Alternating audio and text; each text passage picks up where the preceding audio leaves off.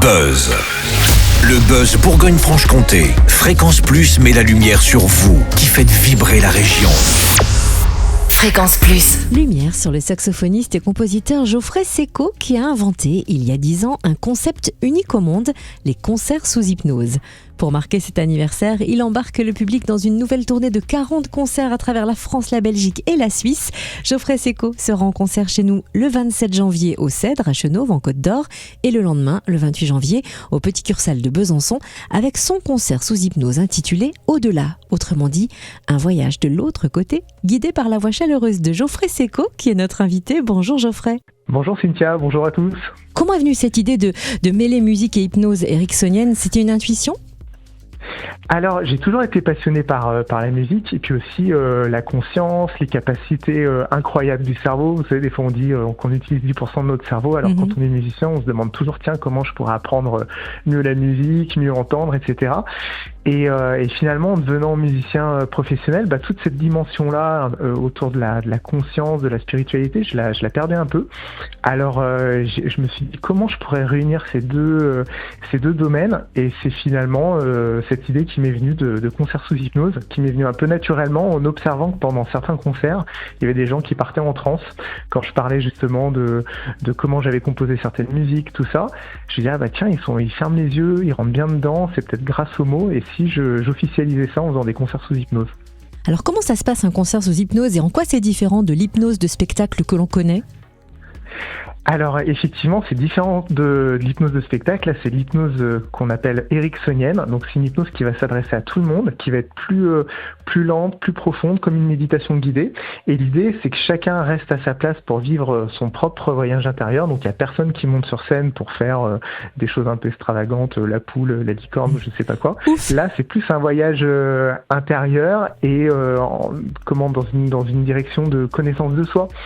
Et l'expérience qui est proposée, c'est d'aller explorer ce qui pourrait se passer après la vie, parce que c'est vrai que c'est une des plus grandes questions de notre humanité, qu'est-ce qui pourrait se passer après la vie. Donc c'est un spectacle qui s'inspire de toutes les traditions finalement, judéo-chrétiennes, le chamanisme, les soufis, et puis aussi des expériences de mort imminente. Donc c'est l'étude de que devient le cerveau au moment de la mort, et donc il y a beaucoup de témoignages de gens qui disent la sensation de s'élever de son corps, de revoir toute sa vie, d'arriver dans un espace de bien-être, etc.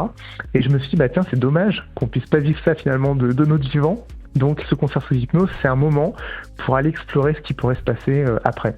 Alors vous dites bien quand même, et pour rassurer tout le monde, que c'est effectivement un concert sans dogme. Et j'aimerais qu'on écoute quand même le son de votre saxophone, si vous permettez, parce que vraiment, il nous fait voyager, il nous fait planer.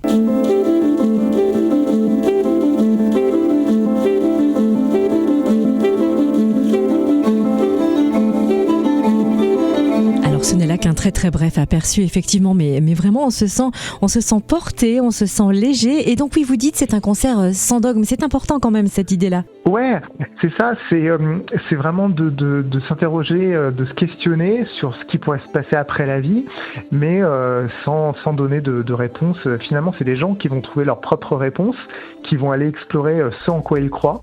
Donc il y a aucune réponse qui est donnée. C'est des gens qui eux-mêmes ressentent, explorent, et puis ils peuvent découvrir des choses. Donc il y en a qui vont croire en un ange gardien, peut-être qu'ils vont le rencontrer, d'autres qui vont croire que on est accueilli par des défunts, peut-être que c'est ça qui va se passer.